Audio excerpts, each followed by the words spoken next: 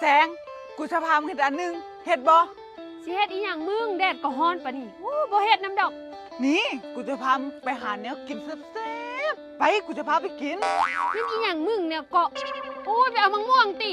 มะม่วงบานสียามนี่ไปกูจะพาไปลักป่าไอ้กูมาปิ้งกินไปกูยาก น้อย หืม ไอ้เคยชิบ่ด่าวะ ไม่ได้หยัง เอ้าเรายังบ่ให้กินเนี่ยนี่ ไม่บอกเราบ่มักอยู่เหือนทิมไม่กูกับมึงอยู่แต่ตายแต่นานี่ ฉันก็ลักเอาไปขายนำบ่ มันจะดีได้แสง ดีได้กูว่าน่ะ ฮะเล่ เอาไปขายแล้วก็บ่ฮู้หรอก อุ้ยคันนากับบุมี เดี๋ยวเฮาไปซิมมึงก่อนบ่ เอาไปซิมมึงก่อนมาแซ่บบ่ สิแหละ นี่แหละบ่มักอยู่เหือนหลายทุกคน เลี้ยงปลาก็บ่เคยได้กินจ้าเถื่อนี่ก็เลี้ยงมาจากเดือนแล้วบุน้อยนี่ ว้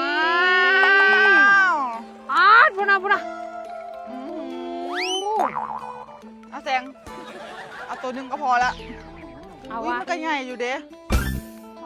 ตัวใหญ่อยู่เด้ทุกคน อืม ตัวงามเด้อน้อย ตัวใหญ่เลยเด้นี่ เฮ้ย อีห กู ยัง แรงกูยินว่ามีหมอลำตัว ใช่ปะฉันไปหูมาดู เฮ็ดหยังล่ะ เอาไม่จาก10 โลนี่ดู เอาปลาไปขายไปซะนะตัดเถอะกูจะไปเอาคู่พอแล้วน้อย ไป